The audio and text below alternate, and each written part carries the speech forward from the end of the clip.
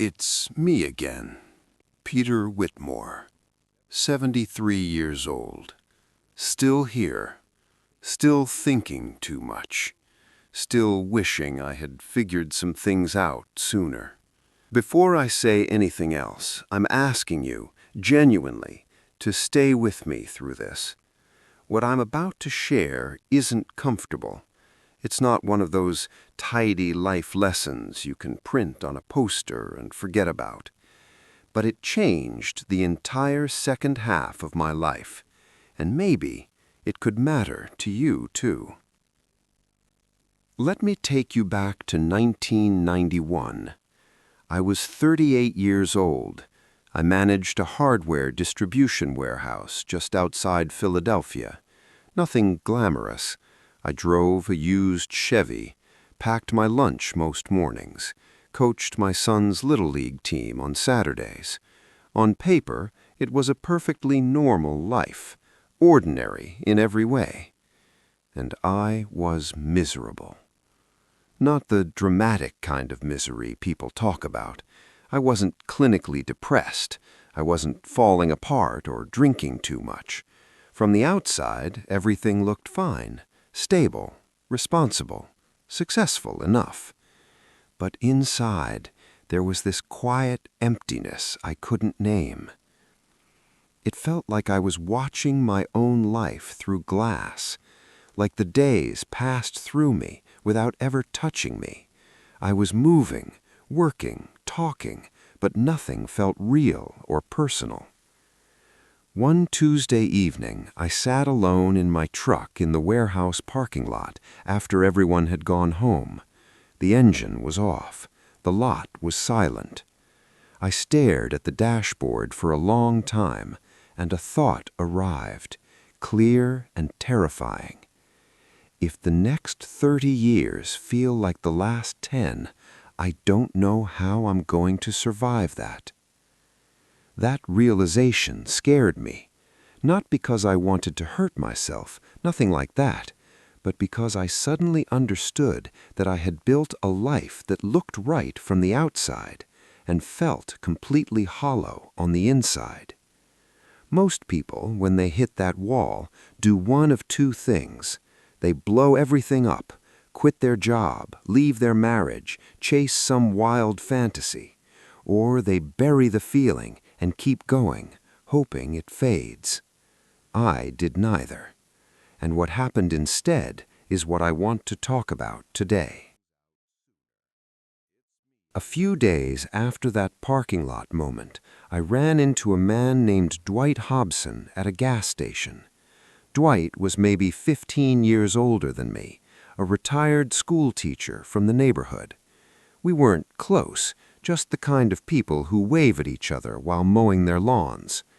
He looked at me and said, "You look like a man carrying a suitcase he forgot he picked up." I almost laughed it off, but something about the way he said it stopped me cold. I asked him what he meant. Instead of answering, he invited me fishing that Saturday. I didn't fish, hadn't touched a rod since I was 12, but I said yes anyway, mostly because I couldn't think of a reason not to. That Saturday, at 5 in the morning, I found myself standing on the bank of Ridley Creek, holding a paper cup of coffee beside a man I barely knew. And Dwight started talking, not about fishing, about himself. He told me how he spent 26 years teaching 8th grade history, how one morning at 54, after retiring, he realized he had no idea who he was outside of being Mr. Hobson. He expected freedom. Instead, he felt erased.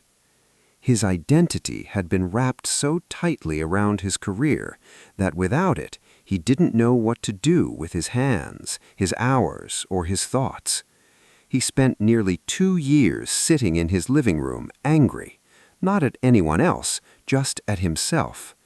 Angry for building a life around usefulness instead of meaning.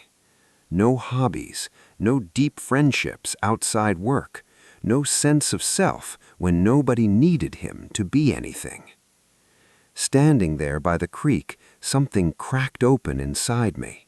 Because Dwight wasn't just telling his story, he was describing my future. I was 38 and already living his regret in slow motion. We started fishing every Saturday after that. Most of the time we didn't catch anything, but over those quiet mornings, Dwight taught me something no book or seminar ever came close to teaching: the difference between filling your life and building it.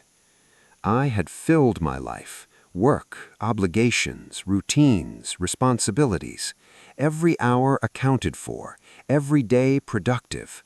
But none of it belonged to me. None of it came from curiosity, none from desire. I wasn't living my life, I was servicing it. One morning, Dwight asked me a question that still echoes in my head. What do you do purely for the pleasure of doing it? Not for money, not for family, not out of duty, just for you. I couldn't answer. And even now, at 73, that silence haunts me. Because how do you reach 38 years old without a single thing that is purely yours? It happens slowly. We're taught that adulthood means service, serving family, employer, community. And yes, those things matter, they're necessary. But somewhere along the way, we forget something essential. You can't pour from a bone-dry well. I still see people running on fumes, wondering why they feel empty. And when someone suggests they take time for themselves, they feel guilty, as if wanting something personal is selfish. It isn't selfish, it's survival. After those conversations with Dwight, I didn't change everything overnight. I started small. I signed up for a woodworking class at the community college. Tuesday nights, 7 to 9. I was terrible at it. My first birdhouse looked like something a raccoon built during an earthquake. But for the first time in years, I felt present. She looked at my crooked little birdhouse, tilted her head, and said, "Well, at least the birds won't be bored." And for the first time in years, I laughed at myself. But something unexpected happened during those Tuesday nights. For 2 hours, I wasn't Peter, the warehouse manager. I wasn't the husband, the father, the guy responsible for fixing gutters and paying bills. I was just a man learning how to shape a piece of wood. And that small, seemingly useless thing filled a space inside me that decades of responsible living had never reached. I started reading novels again, found a copy of East of Eden at a yard sale for 50 cents. I remember lying in bed, turning page after page, completely lost inside someone else's world, and wondering when I had stopped allowing myself that kind of escape. The answer came quietly, around 25, when I convinced myself fiction was a luxury I couldn't afford. What a foolish thing to believe. I began walking, too. No destination, no fitness tracker, just walking. And suddenly the world felt bigger. I noticed things I had driven past 1,000 times without seeing. A stone church on Briar Lane with a hidden garden behind it. A small creek 2 blocks from my house I never knew existed. An old man sitting on his porch whittling pieces of wood. His name was Lou, Korean War veteran, a storyteller with a voice that carried both laughter and ghosts. I spent 3 summers sitting on that porch with him before he passed away in '94. Even now, whenever I smell fresh-cut pine, I think of Lou. I know what some of you are thinking. That's nice, Peter, but I don't have time for hobbies. I have bills, kids, responsibilities you don't understand. And you're right, I don't know your problems. But most of the time, the issue isn't really time. The real issue is that we've fused ourselves so completely with our responsibilities that stepping outside of them feels like betrayal. It isn't. Your family doesn't need a martyr. They need a whole person. Your children don't benefit from a parent who sacrificed every piece of their identity.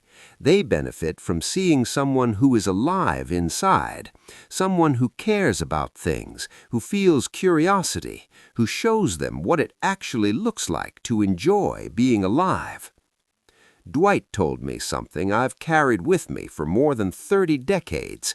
He said, "The worst thing you can do to the people you love is disappear while you're still standing right in front of them."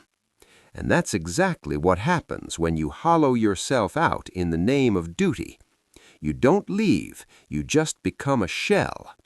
You sit at the dinner table, but nobody is really home. The woodworking led to other things. I joined a book club at the library and realized I was the only man among 11 women, and they were absolutely delighted about that.